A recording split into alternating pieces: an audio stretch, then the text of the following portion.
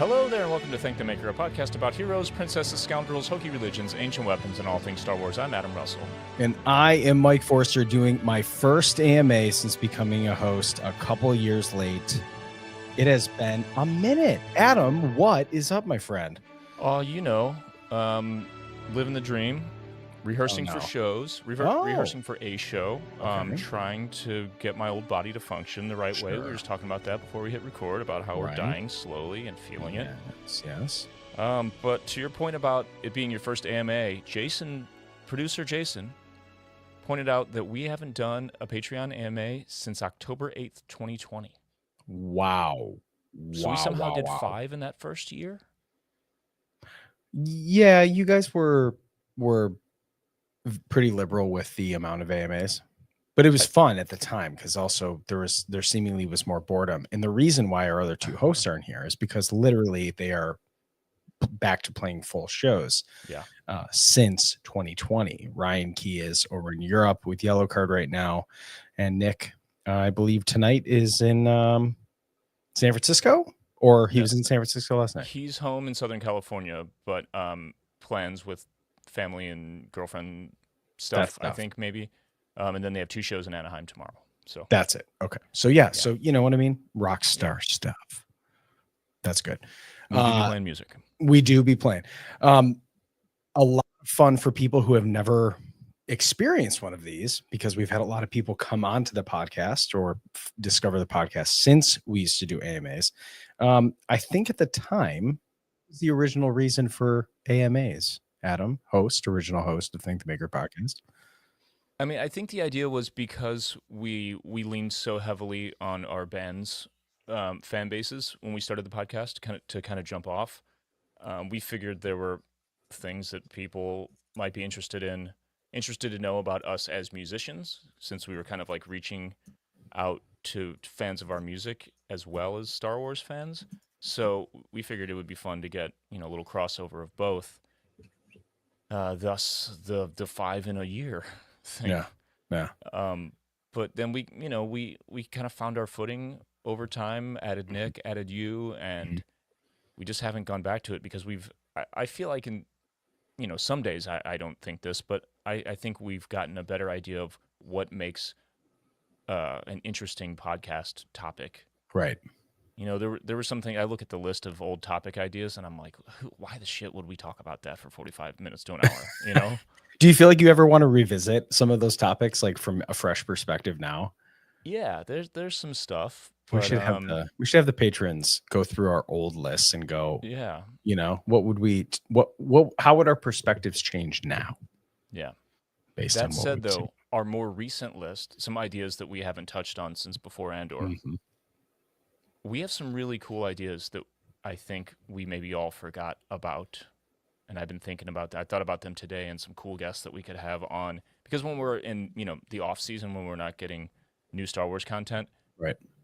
I think for people to be enticed who aren't like super deep nerds that want to listen to Star Wars stuff every single week, even when it's not on TV, you need to entice them with maybe a guest, if you're doing something interesting. So we have some things that are compatible for that, and we should talk after we stop this.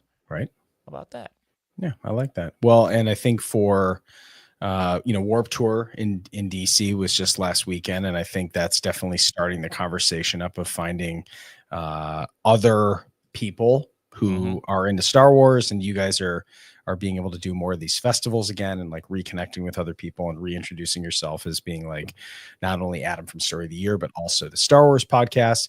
And I think that it ebbs and flows. I think for even casual people in the punk rock scene or in the emo scene, they get affected by what's happening out there too. And so like if Star Wars is coming back to the theater and the hype machine is starting, people are like, yeah, let's talk about Star Wars, Right. And just because they don't watch it every week doesn't mean that they're not watching it. So people like Dion and Ashi from Beartooth, like these are people who are watching Star Wars as it comes out. But certainly there's a whole bunch of people who are just getting around to it because life is busy and they don't have time to watch 3 episodes of Andor on a Tuesday night.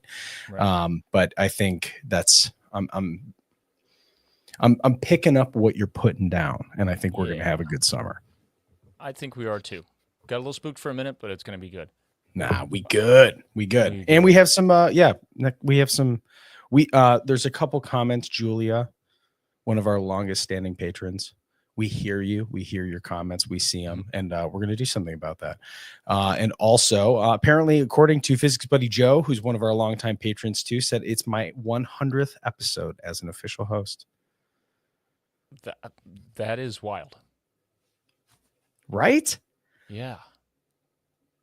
100 Wow. episodes. My gosh. That is crazy. Okay. Well, That's a lot of Tuesdays and Wednesdays. it is.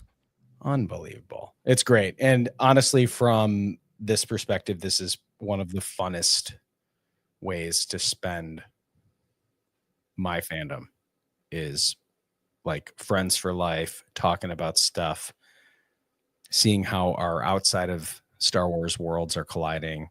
I'm happy for everyone to welcome me in such a kind way. And yeah. Retweet. Let's get into it. Let's get into this AMA. Do we have any sound bites for this? I feel like we don't have a bumper for this. I don't think we have a bumper for it, but Hit one. you could just like sing one right now. You could just make one up.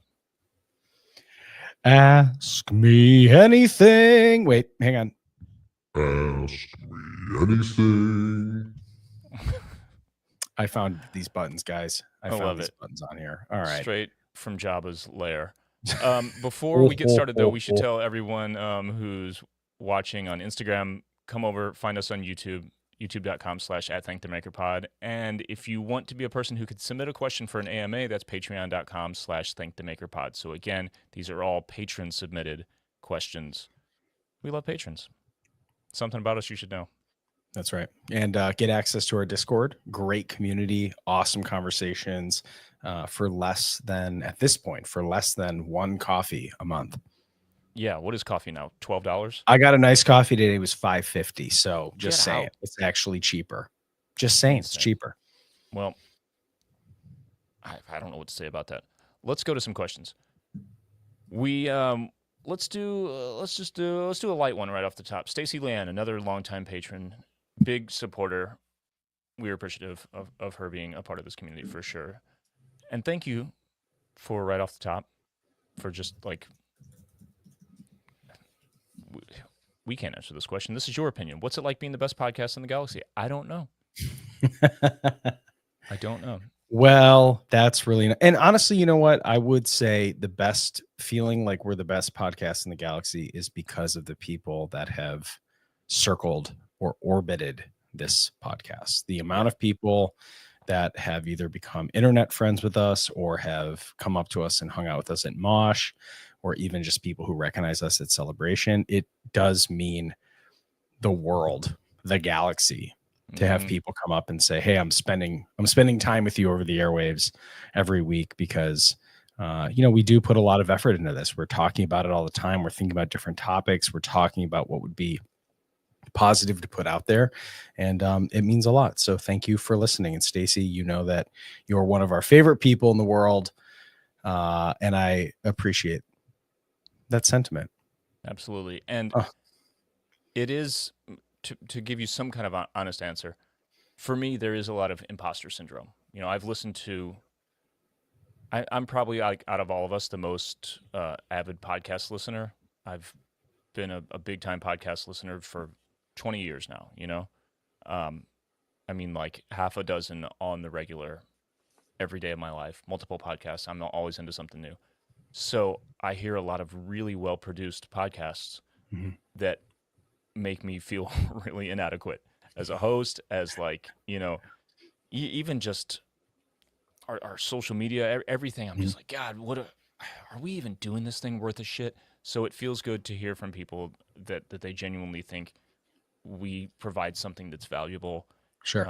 Or from friends that start to, kind of get on board late, like our friend Mike Schreiner, formerly of Roosevelt's, hit us up recently a couple times saying how much he loves listening to the podcast, and he's done a deep dive and just signed on as a patron to help support us even more. So yeah, that feels really good, because people, friends and family tell you, that's what a nice song, or I hear you got a nice podcast. That's cool, like grandpa mode, but sure. It feels good to get real validation. Yeah. And also, I think too, sometimes we get people who are like, how can we support the podcast? And it's not just being a patron, right? It's Mhm. like, how can we help? And honestly, if you're sharing a soundbite from the podcast that gets somebody else to possibly listen, occasionally we've had a couple episodes that have hit with people. We covered a pretty, I guess, controversial topic last week with Alex from Star Wars Explained, and there were some great conversations that came of it, and that's because a lot of people felt like they were connected to the topic and felt like it was important to talk about at the time, and so literally just sharing the podcast. If you're on Reddit and you see the comment of, hey, what are some positive Star Wars podcasts we can listen to, or what are your favorite podcasts? Those little interactive moments go a huge, huge distance in terms Absolutely. of getting new ears to hear us, because like you said, it is wild to think how long this podcast has been going, and that's incredibly rare in the podcast world, especially when most of these projects were COVID projects, and life is Yeah, much different then. absolutely. But to answer the second part of Stacy's question, she did have a legit question, and that is, if each of you created your own Mando armor, what would the colors and symbols be, and what Mm, weapons, any weapons, even lightsabers, would you have? sure. Yeah. Oh man. Well, both of us, you've made full legit armor sets, Sure. armor kits. I've Yeah. made a foam kit. I painted helmets like Mhm. we used for was Atlanta. it Atlanta? Yeah, Yeah. at, Yeah. at Mosh. Yeah. So there are some colors. I mean, it's kind of the Mosh and Thank the Maker yellow, Yeah. gold. Yeah. I would say that, and well, actually, just like my X-wing helmet that Jason painted, Yeah. those colors, kind of that it's a dark mint green almost, Yeah. somewhere between that and like a turquoise with yellow. I've always loved, Sure. so it would be that for me, and then weapons like Any symbols, vexology? um, well, I have skulls on that X-wing. That does fit for you. It is, it is my face, Yes. and Adam the head bone. right, and weapons wise, like a rifle for sure. I Sure. grew up shooting. I was in Boy Scouts. I grew up hunting and fishing and things like Mhm. that. So a rifle, hand to hand. I don't know what the hell I would do. Some kind of sword, maybe Sure. shield. Maybe a Oh, shield. nice. Nice. Like Bo Yeah, Katan right out of the gauntlet. yeah. Yeah, I dig that. How about you? Yeah, I do like the Mosh colors. I think the white armor looks cool. It reminds me of like whenever I'd play Halo as a kid, I always like when you Mm-hmm. got to customize the characters, I always go white. I thought that was kind of cool. Same. And I like the yellow accents. Same with like when we got to paint up for Mosh Squadron. I, did Mm-hmm. the white helmet with the yellow accents and the starbirds, and like I've always thought that was cool. I think that's a really strong color combination.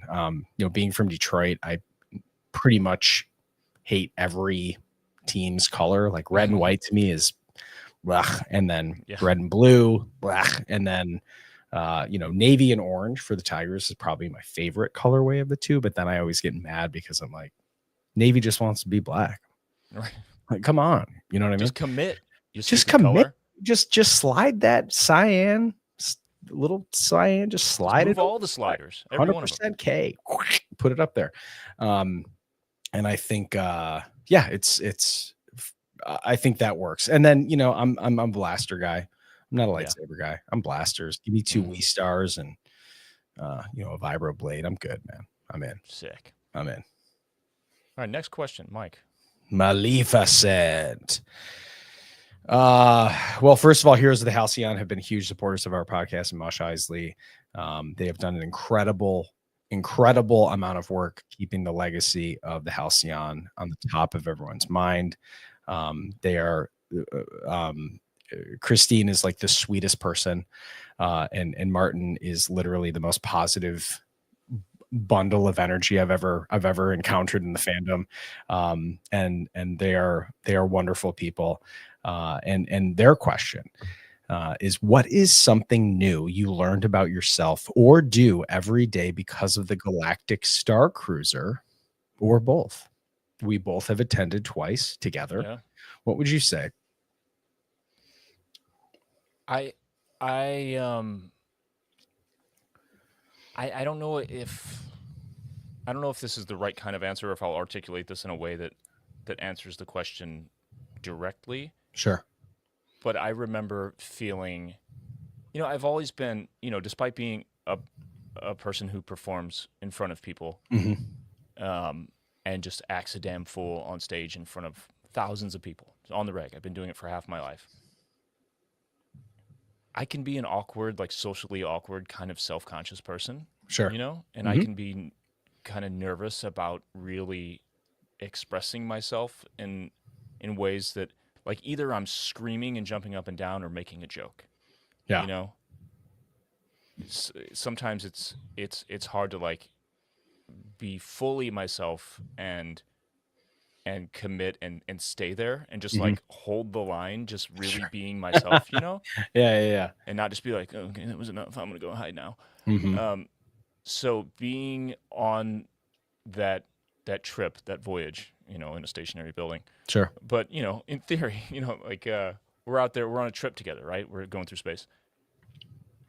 Everyone else being all in, fully letting go, fully embracing the kind of LARP of the whole thing, allowed me to just be myself. And yeah, there were still plenty of times where it's easy to get nervous around when you're that committed too. Oh yeah. You feel nervous in different ways. Like now you're a character, you're talking to a real person, in theory, right?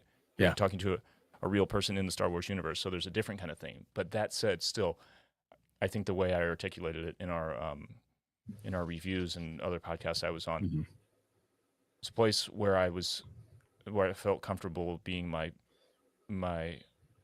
truest self, my most authentic self. Yeah. That's a great answer. I would well, first of all, rethread, Yeah. reshare that. Yeah, I think all in all, that was kind of like a full commitment to, I remember, I think actually at that point I became a Disney adult, I think, from that experience. And I'm just joking about that. Like there's still plenty of stuff that I do that I get frustrated with them as a company, but it's more so about like the experience of being able to, because so many people would say like, oh, have you been to the Star Wars hotel? And I remember very specifically like being selective of really selling it to people that I thought would enjoy the experience, and kind of showing a part of yourself to people who knew that you're a Star Wars fan, but like being like, did you guys dress up? And I'm like, well, first of all, dressing up shouldn't be anything new that you know about me, right? But the acting and the the enjoyment of trying to have a different name, or speaking with an accent at certain parts, or playing a character and having these qualities to make Wraith Cole know that you were on his side, or to have Croy go, okay, I can trust this guy to be bad and help us with the First Order. I agree with you. It was an opportunity to become the adult that finally stopped caring about what other people thought, because you're fully committed at this point. And I'm like, you know what? I've kind of taken that part and been like, dude, embrace it. You know what I mean? Embrace it. Fully embrace it. Put it on you. 100%. So yeah, that was I agree. Great question. Gosh, great question. From Sarah42, you've built an amazing worldwide community. Did you ever expect your little pod to have as much impact and reach? Did I hope for it? Yes. Did I expect it? No. I hoped. It's an honest answer, people. That's a real honest answer. That we would build enough of a listener base that it could sustain, and here we are. Ups and downs are definitely a part of it, but we've sustained, and our core listener group, our patrons specifically, keep it all going and make it worthwhile. I definitely did not expect to go places like cons and hear people yell "Thank the Maker" across the room to us, or like from across a crowd. We're Ryan and Nick and I are used to going places and people yelling our band name or something. Sure. But to hear, I think at the first celebration, this is what we talked about on the podcast, just hearing someone say "Thank the Maker," Yeah. then come over and talk to us is like so much cooler to me than someone recognizing our band. And I know Sure. that downplays like how cool it is to be in a band that people give a shit about. But after this long, to have someone recognize you for something else is Right. like extra cool. So Yeah. that's how I feel about that. Yeah. That's a great answer. That's a great answer. Mike, you can answer this. And I mean, you had Armor Party on your own before For sure. this. Yeah. Tell us your Yeah. feelings on this. Yeah, I mean, I think the hard part. I think the hard part for everybody is like we're still very much like this is not our job. Yeah. Regretfully, like the going through some life changes. Like my kid is getting older. Like she she doesn't go to bed at 7 o'clock anymore at night. She's not a baby. Like my kid was like 3 and 4 when it was COVID, right? So like she was going to bed at like 7:30. So I felt like I'm like, all right, cool. We can do like all this stuff. I can make all this stuff. I can do all these. I can do 2 podcasts in one night. And my kid goes to bed at 10 o'clock now because she's basically doing my taxes at this point. But it makes it hard to look back and go. It makes it hard to look at it and go, how much more could we put out there because we love doing it, Yeah. And I think when you have, to do anything at some point where people are into it. And I know, like, if you're like me in any sense, like, you're a high functioning person who likes to do things, who likes to make things that are designed to put out there. But like, I've also had plenty of projects like I put out there as a professional graphic designer, but no one cares about. And then to do something that has a community built into it that is like, dude, we want more. Yeah. Makes it hard to, makes it hard to not want to do more all the time. But unfortunately, we have to sleep. But I would say, did I expect the community to show up and be a positive force? I think I did, because we have seen people like Jason who have joined on with us that was that was just a fan in some ways, just liked what we were putting out. But then to have him be like literally like hoping Nick gets married just so we can have a party, but we're going to go to that wedding. People like Kiefer, the Dad Batch guys, Sarah, Steven, Dano, like all these people like that, you look at these people and you're like, we have like built something beyond what I think originally we had thought was happening, but it has grown so much bigger at this point. And so, yeah, I in some ways I did expect it. And then some ways I can't believe how much I would put it away. So, well, I have to definitely give credit to you for giving us the kick in the pants to try to get people together at Celebration. We know which is what was the catalyst for the first Mosh Isley. Yeah. Some kind of like community building thing. Yeah. Because early days, it was friends from St. Louis who were into Star Wars that I kind of brought in, like Kurt and Drew. And my friend Joey, who did a few videos for us back in the day. And I wasn't really part of like the larger Star Wars community. Right. And you helped make that happen. And I realized how little I knew, how little I was really a part of something that was such a big part of my life. Sure. So here we are 5 years later, and it's a whole different world. Yeah, it's people, like, it's crazy to me, even just coming from like Space Dive and like all these things and meeting like our patrons and just all of those things. I'm like, man, this is it is awesome at the scope and the fact that like it doesn't have signs of stopping. Like as an adult, these are the people I want to hang with, I'm like, we do Celebration every year and I want 4 other events that are just circling around it so that we can see each other 5 times a year, Let's see. Next question, which I like all these questions. My gosh. From David James, how often do you all play music outside of the band environment? Do you find yourself playing for fun or mostly for work, or lack of a better term? For Mike, are you an instrumentalist at all? Love you dudes. Thank you for keeping Star Wars positive in a sea of negativity.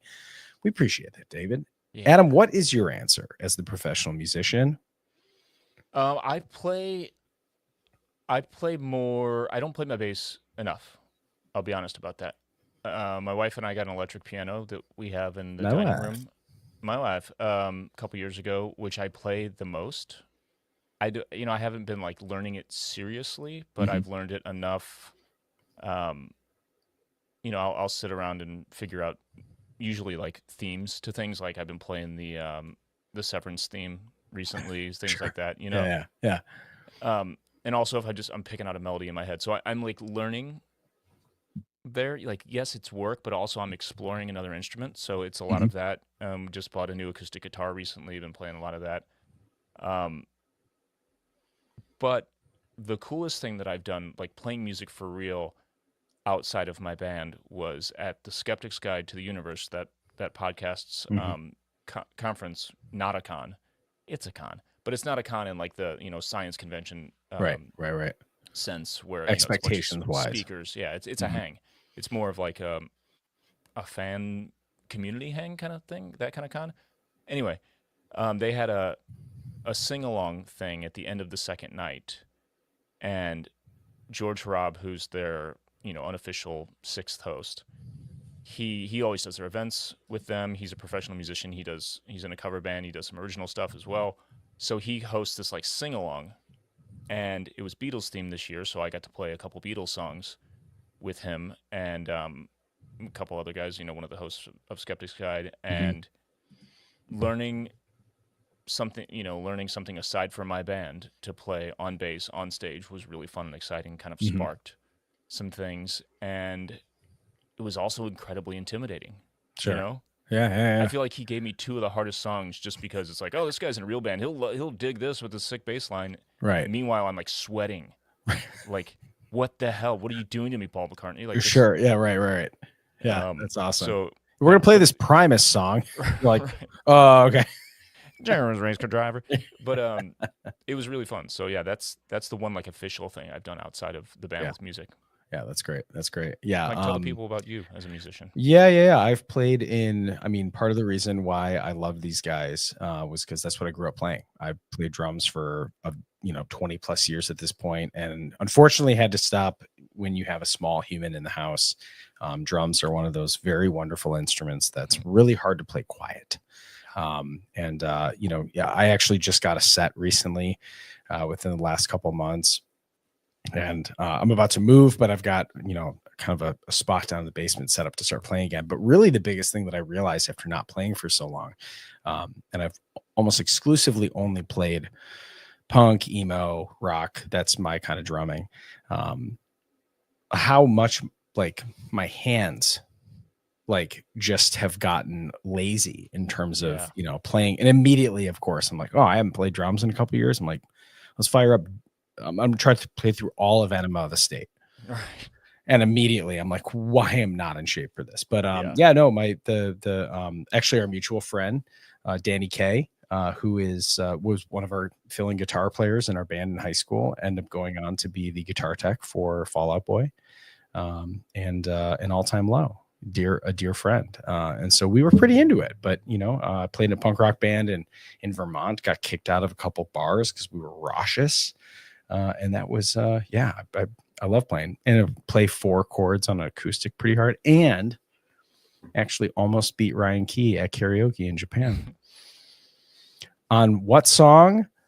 I Believe in a Thing Called Love by The Darkness. So just saying. Didn't you also beat him on Ocean Avenue? I think I did. I think, or something like, I think that was one where I was like singing a harmony and he was doing Yeah. that, and we ended up getting like 83%. Because like they rate you based on like Right. your pitch, Yeah.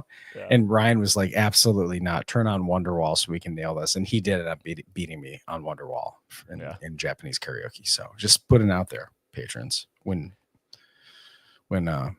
my album drops, I expect you guys to go just as hard as you are for Better Days. So Sick. let's see. So next question we've got here, Steve Began from ILM Immersive. Shout out to Steve. He's a childhood friend of mine, and just so happened to be working over with the amazing team over at ILM, working on the new Beyond Victory game, which we played in Anaheim. It was amazing. Their team is super cool. Everyone over there is awesome. And he asked a great question, which is, what do you hope to expect the Star Wars universe to look like in 10 years? That's a big question. Yeah. What do we hope? I mean, I mean, I feel like this is a question that I can't answer without talking about what I hope the entertainment industry to look like. Ooh, Because good point.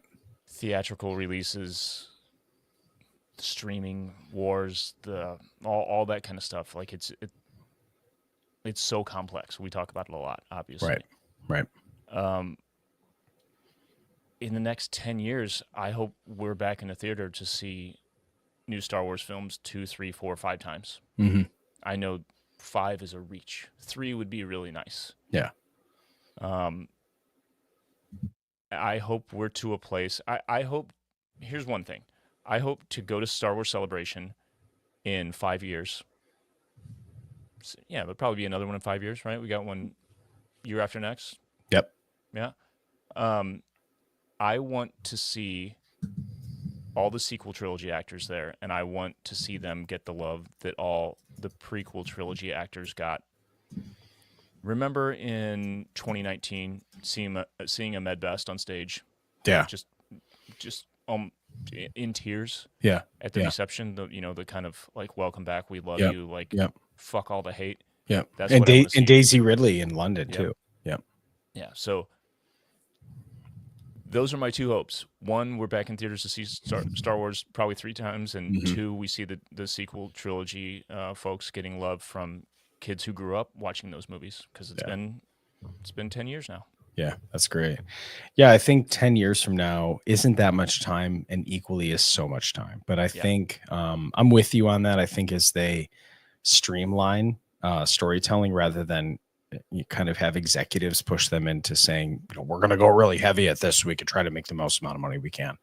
I hope that we start getting more passionate fans getting more involved, that there's more opportunities for people who have, I don't want to say held the water for this franchise, because it hasn't needed people to hold the water for it. But I certainly think at some point, there is a next generation of people that are coming up behind the wing right now that I think do passionately love Star Wars and understand that some of the best stories are told as a reflection of what's currently happening. And so I think after the dust settles on how we feel about good and evil, how we feel about apathy, and how we feel about excitement, how we feel about technology, frankly, I think would be a very interesting topic to, the no droids, droidism that exists among the galaxy. I mean, I'm feeling that way every day with the advent of more and more AI, the news of AI. Like I'm feeling more and more like Din Djarin refusing the droid car at the beginning of Mandalorian, being like, I'm not getting in the car with that thing. So, I think I could see that happening. And I hope, I hope it's people who, I hope for people who have been salty about this franchise to find something else. Yeah. That's also a hope that I have. One more thing. I hope to see an expansion of the Star Wars parks experience. Yep. Whether it's opening another Galaxy's Edge at another Disney somewhere in the world, or expanding the 2 existing ones. What I would love to see, and I thought we were going to see something when they first opened, I'd love to see some kind of mixed reality, immersive kind of thing. Yeah, true. ILM immersive coming to the parks. Yep. Not just the at-home experiences. Right. Because there's something there as we get closer to, like the idea of everyone putting on like full-blown headsets doesn't really work with the technology we have right now. But 10 years from now, yeah, true, it's going to be wild. I mean, people routinely get in rides and put on 3D glasses. Right. If it's something that's, even if it's 5 times as heavy as a cheap pair of 3D glasses, right, that's something that's pretty sick. I mean, we did that, or you weren't with us. This was before we knew each other well enough. Ryan and I went and did the how was it, the Void? Remember the Void that was in downtown Disney in Anaheim? That was a mixed reality. Oh, that's cool. Backpack PC VR kind of situation where it wasn't pass through, but it was immersive in the way that you feel like the heat of the lava when you step out to the the balcony in Mustafar. You feel wind all that sure. kind of stuff. Yeah. And that was just like, it was a mind-blowing experience. So Sure. something like that Yeah. on a Disney parks level would Yeah. really do it for a lot of people, I think. Well, and maybe too, I think also like people get inspired by things like space dive that maybe Mhm. maybe I'm hoping the suits maybe lay off understanding the difference between who's making knockoff Baby Yoda stuff and Mhm. who's authentically trying to steward authentic Star Wars experiences for other fans. Because I look at Space Dive and I look at Scum and Villainy and I look at these activations that are literally just passionate fans wanting Yeah. to share their fandom. Yeah.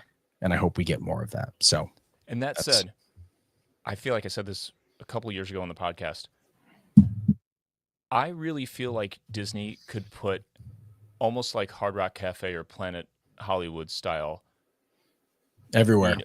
everywhere, Yeah. cantinas everywhere, and there would be no chance of it cannibalizing the parks experience. You just Right. put, a few thousand square foot cantina in like half a dozen cities around the country. People would eat that shit up, and it would make Yeah. them want to go to Disney parks even more. Yeah. Miami is Nymos, Coruscant Yes. in New York, Yes. Chicago as Yeah. Theme it to the region. 100%. You know, you go outside, it snows. You're like, oh, you're out in the Hoth. At this Hoth Yeah. experience would be amazing. Let's go. Yeah, that's great. Okay, so my nerd story, one of our most active patrons as well. Absolutely awesome to meet them at Mosh Isley. It's like it is one of those things where I'm like, man, we have fantastic people that follow this podcast. What do you think has happened to all of the Force sensitive characters that we've seen in the Mandoverse that we didn't see in the sequel trilogy? That is a good question. I feel like we've talked about it a little bit, but I think about this a lot.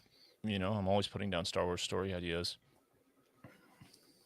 You have to assume that either they died somewhere in that, what is it, 50 years altogether, right?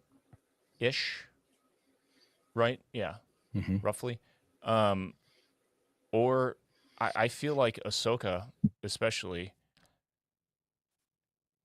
just felt it wasn't her place, maybe, to go get involved in another thing. We also think about Peridia, and like any number of things could happen with that. We'll see what happens in Ahsoka season 2. There's any number of explanations as to why we don't see more Force sensitive characters in this massive galaxy. We're talking about a galaxy of billions of planets. So, without getting specific and spending a whole episode on speculation, I would say we've got a few things lined up that will probably directly explain Ezra and Ahsoka. Dig it. I love And everything then we'll about see that. Anything else? Any other thoughts? I think in some ways, like Force sensitive characters, I think a lot of them actually still exist. I think the First Order did not have the reach that the Empire did. Mm-hmm. And I feel like the scope of the sequel trilogy was smaller in some sense. And I felt like the First Order was more on the run versus the all reaching hand of the Galactic Empire. I think they were less resourced and less committed than the Empire. But I think there's a lot of Force sensitive still out there. And I think in some ways, Broom Boy proves that.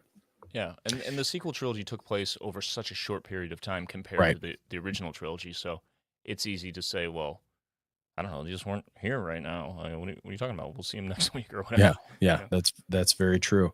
Physics buddy Joe says, if money and time were not a factor, what costume or collectible would you have? Now, I know you're not a super collectible guy, but there's some stuff that you would want, Adam. I know that. Or costume. Yeah, collectibles. There's really not anything out there that I want anymore that isn't a scratch built prop or costume. I have this stupid collection. I have a bunch of tubs over here that I'm just waiting to get rid of. So to me, it's books, copies of the films in different formats, DVD, Blu-ray, VHS, Beta, everything, and then scratch built props and costumes. So I mean, the holy grail to me is a 1-to-1 scale X-wing cockpit to play squadrons in. Like That is nothing will top that for me. that is quite the collectible. That is that is quite the collectible.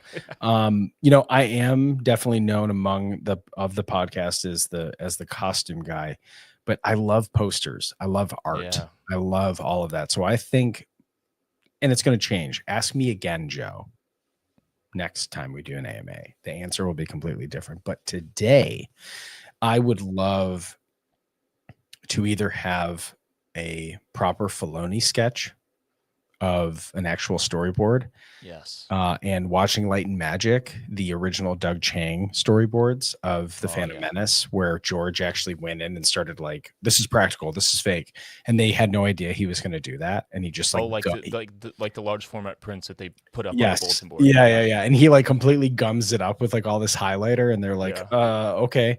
I actually would love to have something like that, Yes. or I would love to have some original Ralph McQuarrie paintings. Yeah. Would be unbelievable to have.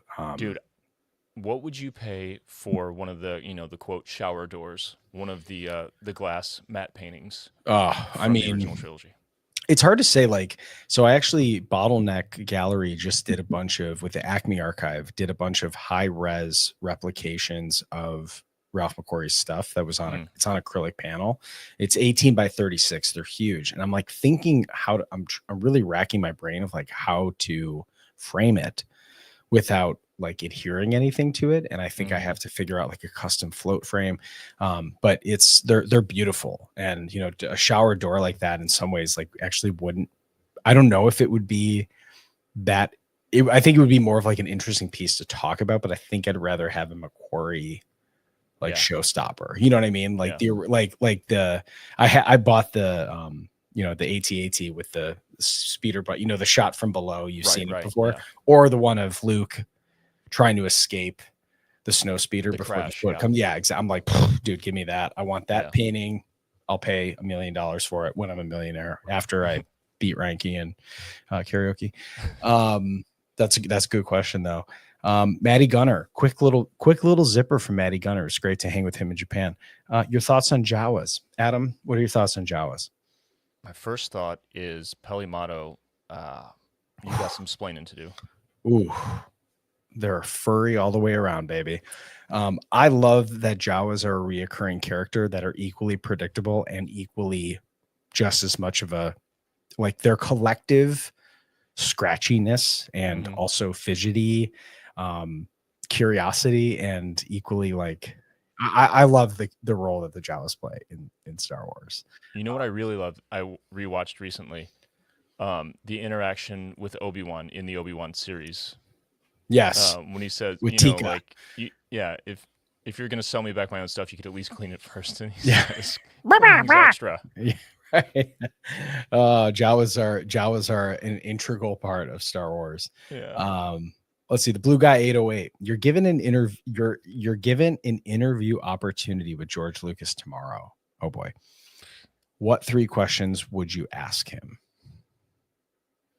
I will say mine if you want to think of at least one. Okay. What is the rest of this question, Mike? Well, I'm saying these are mine that I would. You wrote these are in. my question. Yeah. Okay. Because I thought this was a great question. Yeah, it would be tough for me. So you start and let me think, because you've got some answers here. Yeah. So 3 questions asked George Lucas. First of all, my number one question would be, George, did you sell Star Wars for a financial reason or a creative reason? Because I'm curious. I don't think it was financial. I don't think it was either, but the curiosity of financial might have been because creatively he felt like it was where he could handle it. And that makes me think it's a creative answer. It could be both, in the sense that he knew he had to, rip the Band-Aid off, draw an arbitrary line between the before times and whatever was going to come next. Yep. And he wanted to get enough money from it that he could fund whatever the next project was, or at least bankroll it to get it, whether it's the museum or whatever. Yeah. And then I think I think in his will, he's going to give away every cent to some Yeah. really good cause because he's such a progressive dude Yeah. that he is not a fan of billionaires, Yes. even though he Yes. is one. Yeah. Which I love that. And then my other two questions would be: does he think Star Wars has actually contributed to the all-in Hollywood model where we have to make $1 billion, we have to have action figures and merch, and all this stuff has to crush, or else we're going to call it a failure? Because Star Wars literally wrote the model for what can happen when a movie hits success outside of just being purchased at the box office. Yeah, like does he feel he and Star Wars are deserving of blame for it? Yeah. I would just be very interested to Yeah. hear his take on it, because I think all of us think of, like, the infamous, he was like, I'll pay for it, you distribute it, and I keep all the merchandise rights. And then no studio ever made that mistake again. Right. So I think there was something interesting about that. And my last question would be, what story do you, George, still want to tell? Yeah. It's interesting because he's done a couple. Yep. But I wonder if there's anything left. And if he's not doing them, is it because he doesn't have the energy at this point? Yeah. He's not a young dude. Right. What about you? Is he? I mean, those are really good questions. I would probably like to go down the philosophical rabbit hole with him because he is such a student of philosophy. Good point. Talk about philosophy and economics and socio-political stuff rather than Star Wars. Of course, it would all tie back to that because he'd probably say plenty of things that, like that James Cameron interview that we played a clip from last week. Amazing. Yeah, I think it would be a lot like that conversation. That's the kind of stuff I would love to get into. From the Juice Box, next question is: what type of dream Star Wars project would you like to be involved in? Movie, live action show, animated, comic, print, audiobook, merchandise, theme park, etc. Man, that's a good question. I think shows in some ways are harder than movies because you have to figure out how to basically take a movie-sized budget, spread it out over 6, 7, 8 episodes, and then also keep expectations every week.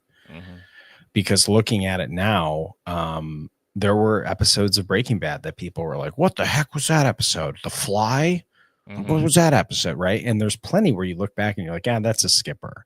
But like, it's still regarded as one of the highest, like most impressive TV shows of all time. There's shows of all of that, but it's like we gotten so used to this premium experience of our content being put into a show. I would love to carry on the stories of the live action shows more than the movies.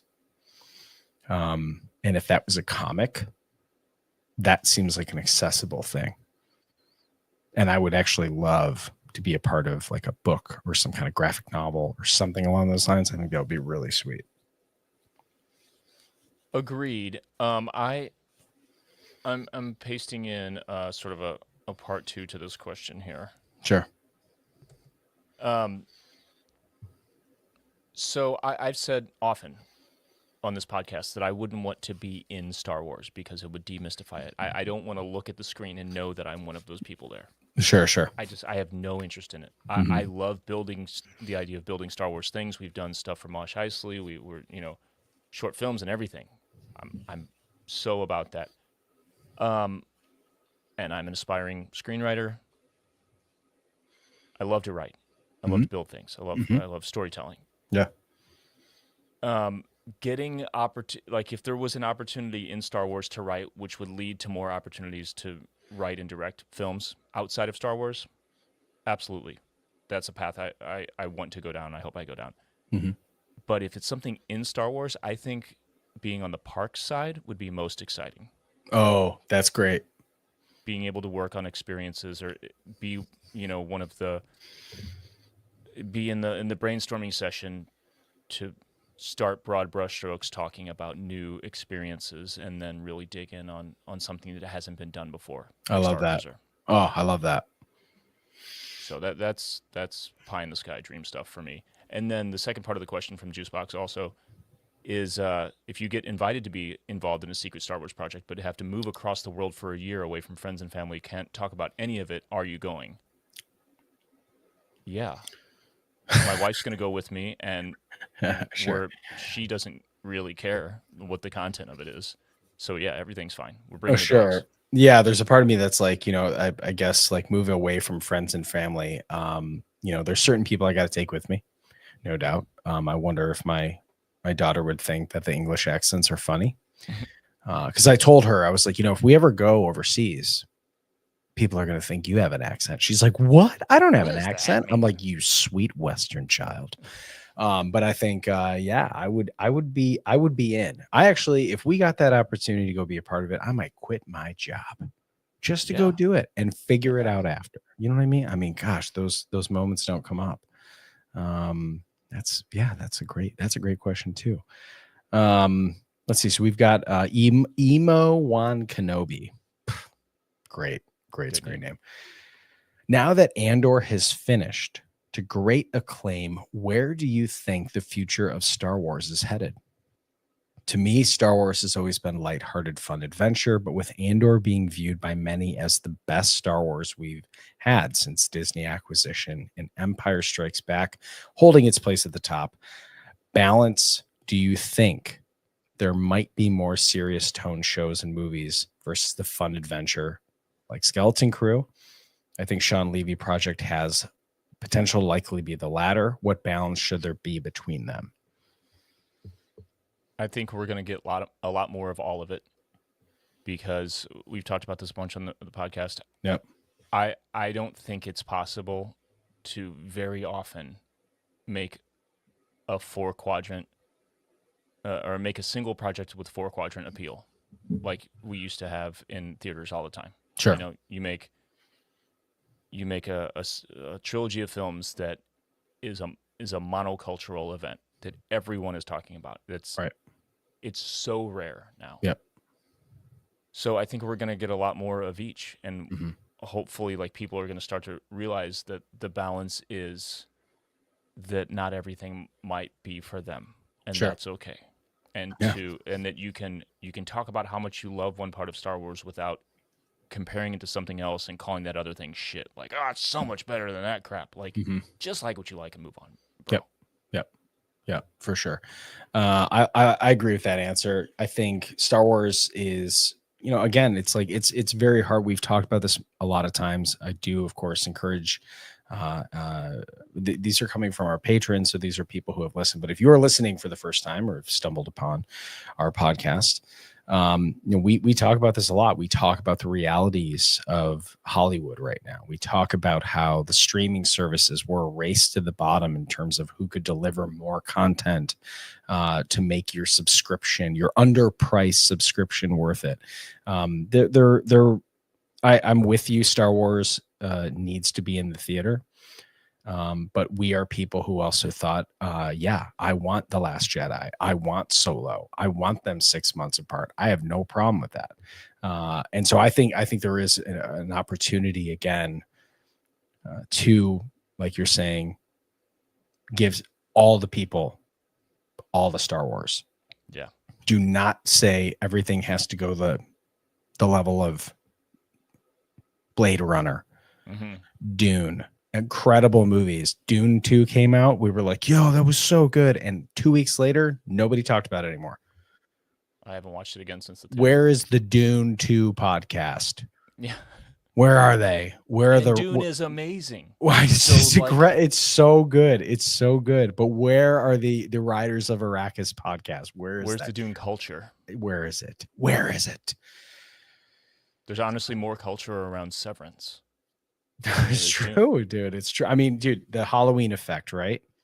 I always say when I go to my kids' Halloween parade, I look at the costumes and I'm like, oh, this year it's Mario, baby. Next year it's Minecraft. Next year it's whatever Avengers movie is in.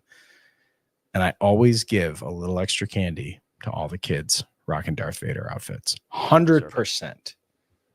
At least here. At least here.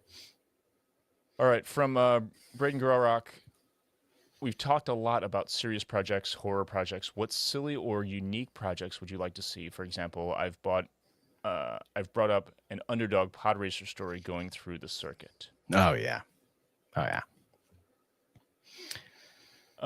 Unique projects. Yeah, that's good. Silly or more unique? Yeah, I who brought up a story about Dex? About Dexter. Somebody made that joke the other day. About like Dexter's Diner. Yeah. Like a sitcom based in that diner would be amazing. Would be hilarious. Yeah, that would be pretty funny. I'm trying to think of like, we've had the series, we've done the project plot, the project pitch, and we did for the Halloween episode, we did a horror movie set in Star Wars universe. Silly or unique projects. I still think that they're like, I think Skeleton Crew was a little too Pirates of the Caribbean to be considered funny. But like when you think about Ninja Turtles, or you think about some of these other characters, Peli Motto, like, like the citizens of Mos Eisley, you know what I mean? Like something along those lines that would just add to the character, I think would be super funny. I think it would also be interesting. Like unfortunately, I don't think we're going to get the Lando series, but like I was all in on the concept of a Lando series if it was it was style of Narcos or something along the lines of like, who's smuggling the spice? Where does the spice go? Did we not hear that that's still happening? I think it's in development hell, and I'm assuming that it's not happening, but I remember at one Donald point Glover's not slowing down. Right. Doing all this other shit. No, that's true. And I remember at one point, I think this was kind of part of the ongoing conversation with streaming. I don't think Disney was happy with the numbers for how some of the shows were performing and how much they were spending on them. And I think they were supposed to get the Atlanta crew to do the treatment and do all of that for Orlando, which would have been amazing. But it's just one of those things we can't sign on. Other people get busy. I would have loved to seen a true underworld show. Would have been really rad. Yeah. If we're talking about goofy, funny stuff, silly stuff, I don't know if anyone has watched Lower Decks, Star Trek Lower Decks, the animated comedy show. It's brilliant. It's my favorite Star Trek thing since The Next Generation. It really is like Family Guy level in terms of like deep cuts and shit. But it's all in their own universe, and it's nonstop, like nonstop with the deep cut references, and like even like characters that go through multiple seasons.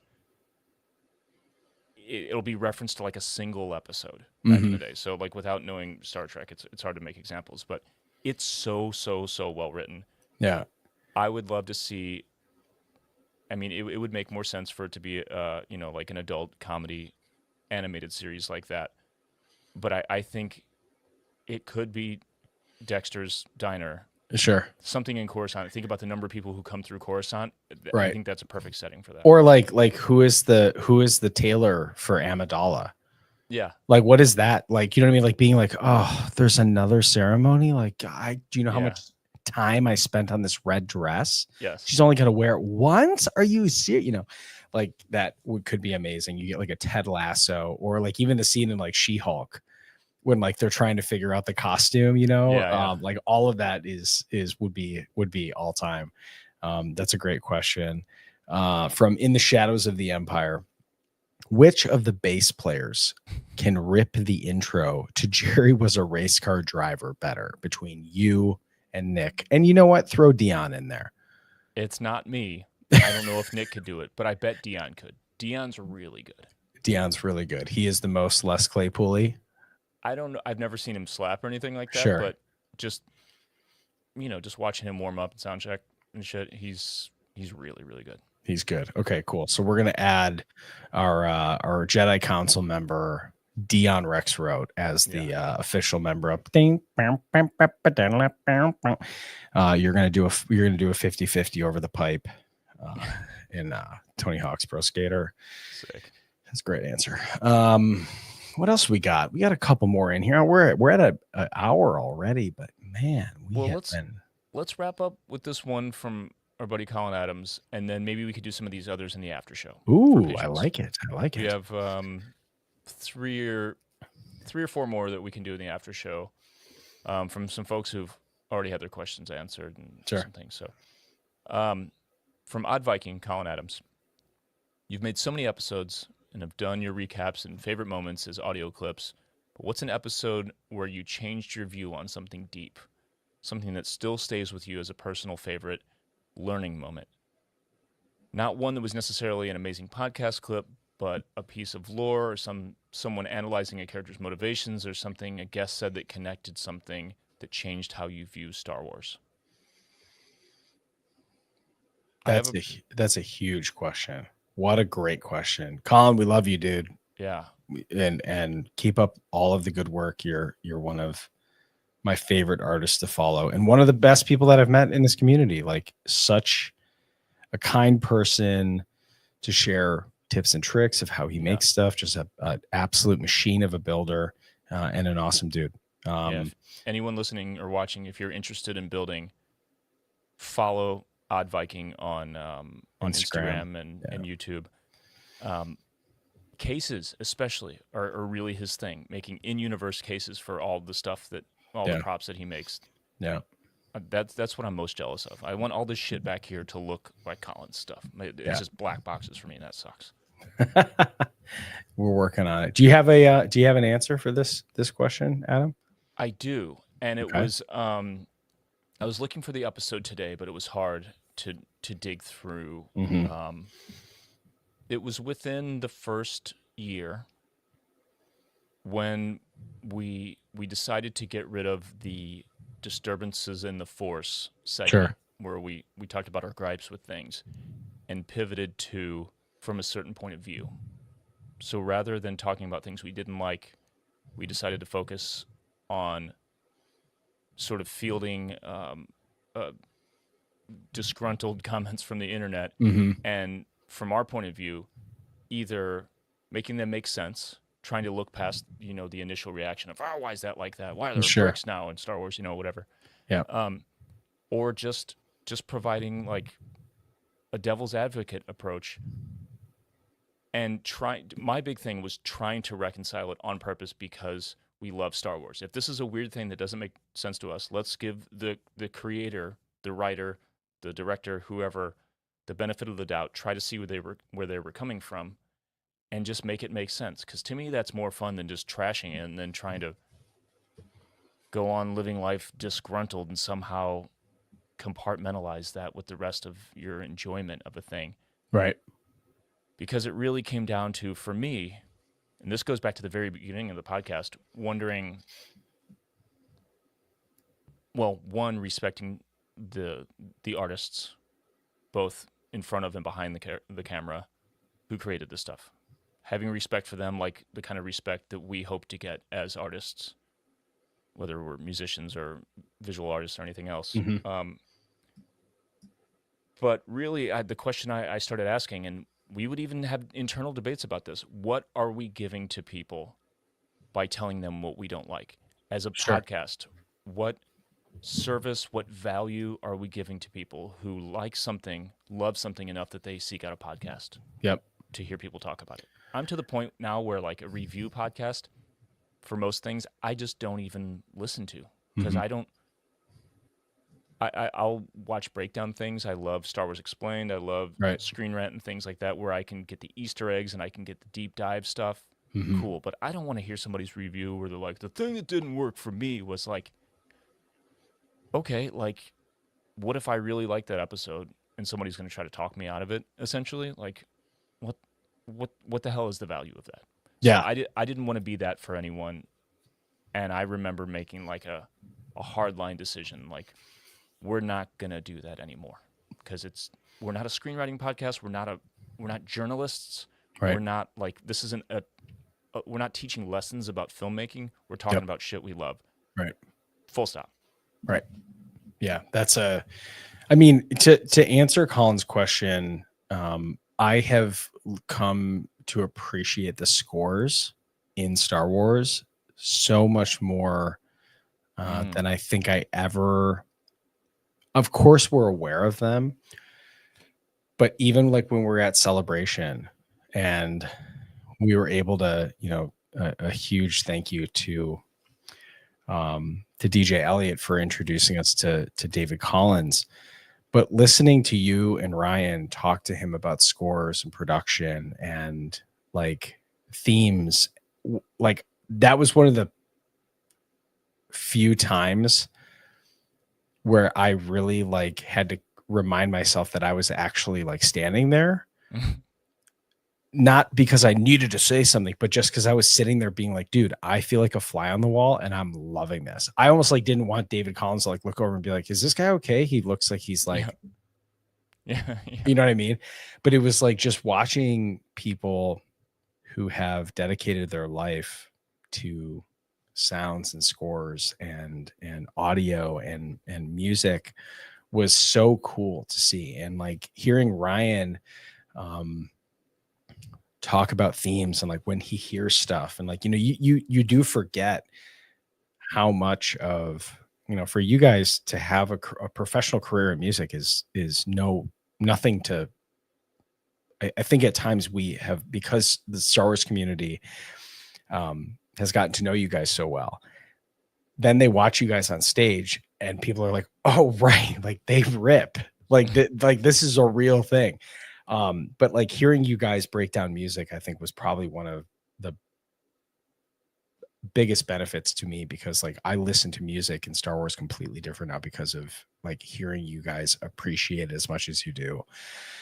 And that's been huge for me, at least on like my growth of appreciating the whole project, appreciating all of Star Wars. Cause it was always like John Williams, but like, I would have never learned the composer of any other show. You know what I mean? Right. But now we're like sitting here being like, dude, Mick did it.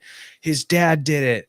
Like all the Kiners, like all these people just like, you know what I mean? And like, you're like stopping these people at these conventions being like, you're incredible. And I hope that you know that.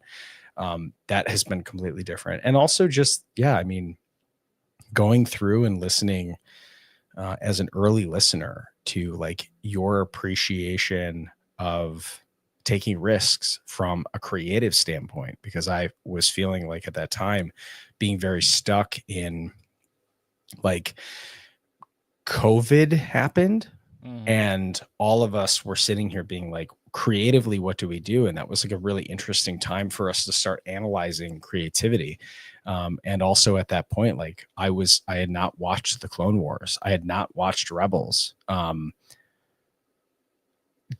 Quite literally, COVID and Disney Plus is the reason I think my fandom actually went way deeper than I would have ever thought it would, because like I just didn't have access to where all those episodes were. And the one beautiful thing about Disney Plus was that it gave us all of that right there in front of us. And we had nothing but time.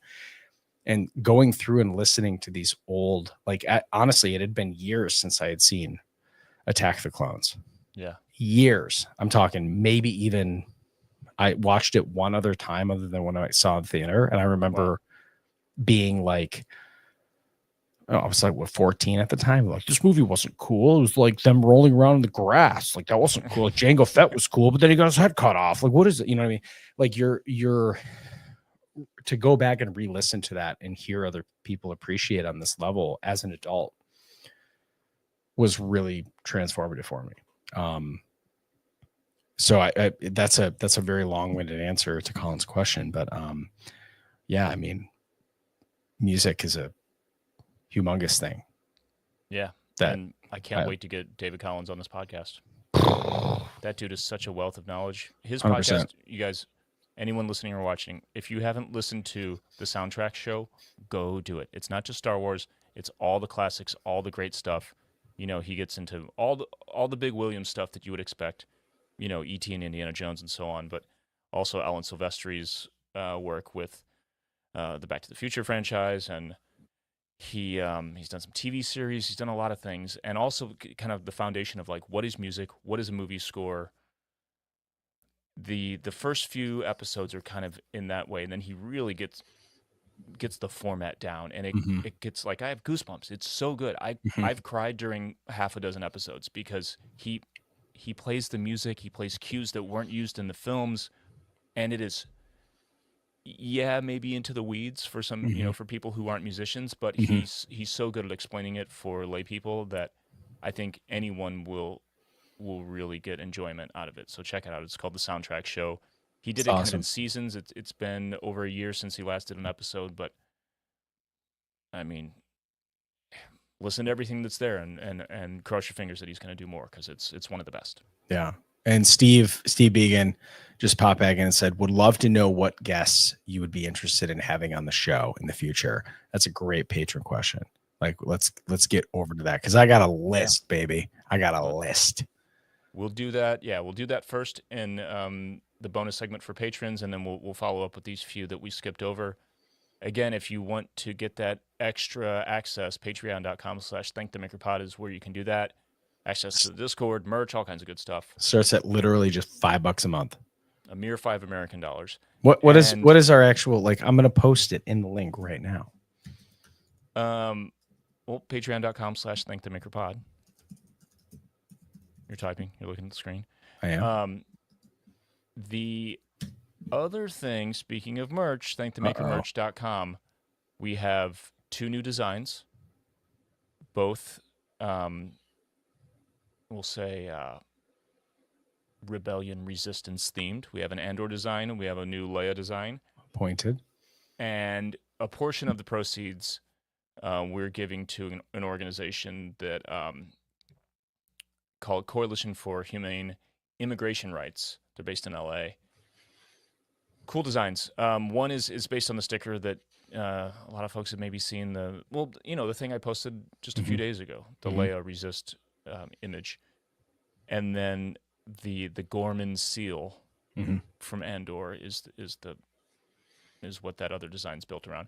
And then we also updated some of the older shirts. We picked new T-shirt blanks. The actual, like, the shirt that it's printed on, a different one, because we did these Thank the Maker Japan celebration ones, and I like the fit of these better, so I switched everything else over to that. So yeah, they're sweet. Got some new colors. ThankTheMakerMerch.com. Check it out. Yep. Lastly, Mosh Isley San Diego tickets are still available. Friday, July 25th. Music Box, same venue that we've done twice before at San Diego Comic-Con. It's going to be lit. It's going to be Jedi themed. We have some other things happening with San Diego Comic-Con. It's going to be really fun. We're not going to announce that yet. That's coming. In the works. Consider yourself teased. But Mosh Isley is going to be Jedi themed this time. So make sure you are punking out your tunics. But watch your back if you're a Force user. What? Orders. What? There are orders have been given. Yes. MoshIsley.com to grab your tickets for that. And they are going. Like, we're getting to that point where now I'm kind of like, oh, don't worry, you got time. I'm definitely now sitting and going, you should probably get your tickets if you're thinking about going. Yeah, this is one that's been maxed out, sold out. Call the fireman every time. Fire marshal every time. So MoshIsley.com. All right, patrons, we'll see you in a few minutes. Everybody else, patreon.com/thankthemakerpod if you want to watch that. Until next time, may the Force be with you.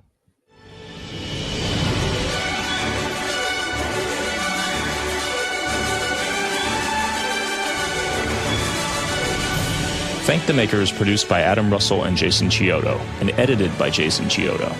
If you enjoy the podcast, you can support us by leaving a review on Apple Podcasts, Spotify, or wherever you listen. Or you can support us directly at patreon.com/thankthemakerpod, where you can get access to our Discord server, exclusive content, exclusive merch, and more. Our patrons literally make Thank the Maker possible.